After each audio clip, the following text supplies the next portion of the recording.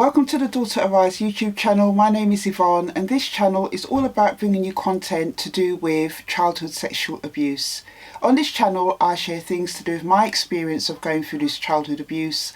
I also share news stories and add my thoughts and commentary to them, and from time to time when I'm fortunate enough I do interview other survivors and their supporters in hopes of raising awareness of this childhood trauma. So if this is the type of content you're looking for, please hit the subscribe button and the notification bell so that you can be notified of any new uploads. And if you do like the content, don't forget to give it a thumbs up. So today guys, in this video, I wanted to do kind of an update on signs to look out for that a child may be going through childhood sexual abuse. At the moment, I'm preparing to do another workshop, a multi-agency workshop for a local authority, and I'm in the process of putting together all my information to do with intrafamilial childhood sexual abuse.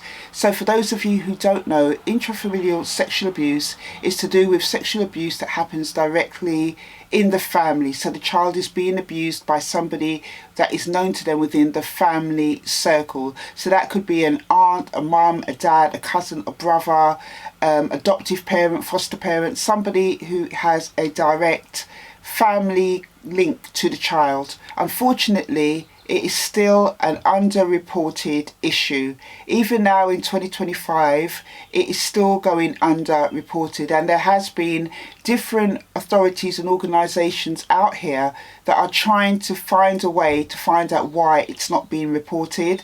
The HM Inspectorate, which I did include in my workshop last year, did a report with 6 local authorities which found that when it came to intrafamilial sexual abuse, it wasn't being reported. So it's still a huge problem, but you know, in continuing to raise awareness, my hope is that those who are suffering, children within family environments, will speak out. And also as well, older survivors who have gone through it in the family can find their voice and maybe contact an organisation like Daughter Arise, which is an organisation that I run, or any other organisation that can help them to be able to voice what they've gone through. So in terms of the information that I found out, reported cases of childhood sexual abuse in 2023, police in England and Wales recorded 115,489 cases of child sexual abuse and exploitation offences. Approximately 31% of those occurred within the family environment,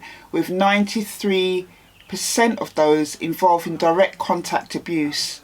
Notably, half of the victims in these cases were under 10 years old. Victim-perpetrator relationships in 44% of recorded cases where the relationship was known, 80% of the victims knew their abuser. When it comes to underreporting, it's estimated that only 1 in 8 victims of sexual abuse come to the attention of statutory authorities. I think it's really important that people know the signs to look out for, because in a lot of cases when the parent or somebody has found out that a child within the family has gone through it, they said they didn't know what was going on. They knew something was wrong, but they didn't know exactly what to look for. And I think that is a common thing that does happen with parents or people around a child that's gone through sexual abuse within the family. The child may be displaying some behaviours that they know is not in line with how the child usually acts. So a child may not necessarily show all of these signs, but they may show 1 or more of these signs. If so, then I'll tell you what to do at the end of the video. If you have any concerns and you're not sure what to do about it, but you want to maybe try and get more information and guidance about what possibly could be done to help support that child or to explore that child's behaviour. So self-harm, cutting or risky behaviour. I just want to add here, for me as somebody who was a child that had gone through childhood sexual abuse, I started to self-harm when I was 14. I did a video on this channel ages ago about that, about my self-harming behaviours, which started when I entered the care system. And also as well, with a lot of young girls who have gone through childhood sexual abuse, they also as well start to become promiscuous, which is something I kind of went through in my teen years. The next thing is asking vague questions or making statements about topics such as secrets, unusual games, or adult behaviours. So sometimes with younger children, they might display sexualised behaviour with other children around them, or they might say things that seem very, very sexualised. That is something that is worth exploring. And I think it's very important that, children are not kind of, if a child says something like that, that is not immediately scolded, but in a way explored with the child, like where did you get that kind of language from, or who showed you how to do that, but in a way that doesn't make the child feel like they've done something wrong. Also as well, sexual themes in artwork, stories, and of course play, which I've covered, acting out behaviours, aggressive, destructive behaviours, or truanting, this is to do maybe with school, acting in behaviours, withdrawal from friends and family, and depression. When I was 10 years old, I could definitely see I was kind of like, I described it in my book, like my moods were like a pendulum. In my book Daughter Arise, which is about my experience of going through childhood sexual abuse, I will leave a link to it in the description box if you're interested in finding out my story. But it's something I described as being 1 minute loud and naughty and really outgoing, then the next minute being silent, withdrawn, and not really wanting to play with my friends. So a child might display both of those behaviours. Their moods might be up and down. Also problems with friends, schoolwork and attendance. Definitely with schoolwork, focus and concentration can be very hard for a child that's going through childhood sexual abuse, because they've got a lot on their mind. They're going through a lot of stress, a lot of trauma.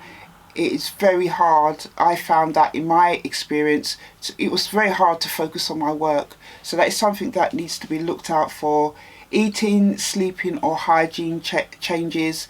I have known of a couple of survivors who had said when they were younger that after they were being abused, they stopped washing, they stopped, taking care of themselves, because it was their way of trying to create a boundary with their body, because the person was abusing them and they thought that if they smelled or wasn't looking after their hygiene, that might be a way of warding them off.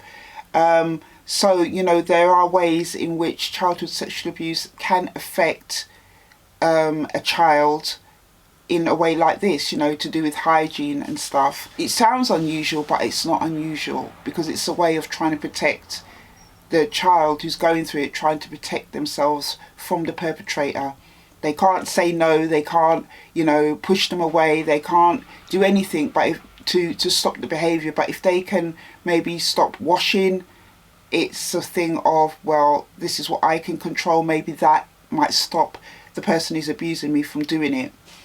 Regressive behaviours such as bedwetting or soiling after being toilet trained, acting or wanting to be treated like a younger baby child again, that's another. These are some other signs as well. If a child is saying sexually explicit things for their age and they're not being exposed to it, it's definitely something that should be explored. As I just mentioned, in this day and age, with the amount of kind of filth that comes out of music and things that children are exposed to through social media and the internet and stuff, it can be very hard to decipher. But still, it is worth asking the child, where did they get that kind of language from, regardless of the day and age that we live in, because you never know. The child is quieter or more distant than usual, more clingier, unusual fears or new fears, sometimes around being touched, being alone, or being with a particular person. This is so important to look out for. If your child is hesitant about going to a particular person, please take note of it. I have talked about on this channel before, in certain cultures where the child is always forced upon all the adults, call him uncle, call him auntie, pushing the child on the person's lap and stuff. It's really not creating a safe place for the child, a safe way for the child to interact with that person. There might be a particular reason why the child doesn't want to go to that person or want to sit on the adult's lap. You need to be very, very vigilant when it comes to children, because sometimes they may not have the vocabulary to say they're going through abuse, but their behaviour and their actions will give it away. I think that happens a lot with younger children. It's often given away in their behaviour, the things they say, the things they do, the people that they don't want to be around. So it's important to be vigilant in all circumstances when it comes to children. So that is what I wanted to share with you today. I think it's very important that we continue to be aware of all the signs to do with childhood sexual abuse, especially as we are still seeing these shocking revelations that it is still underreported, but we need to continue to be aware and protect those children around us. We are to be, as the adults, the ones that can act on that information. And as I said at the beginning, if you do know a child that is displaying any of these signs or symptoms or other behaviour that I haven't named that you think is a concern, you can call the NSPCC hotline. I will leave a link to their website in the show notes or the description box below. Do give them a call. You can call confidentially. They are trained volunteers that are well aware of all the different kinds of abuse that goes on with children, and that then takes the responsibility of you. You are doing what you are supposed to do as an adult by reporting it, and they are the professionals, the ones that will then decide what to do with that information. So that is it for this video, and I will see you in the next one. Take care.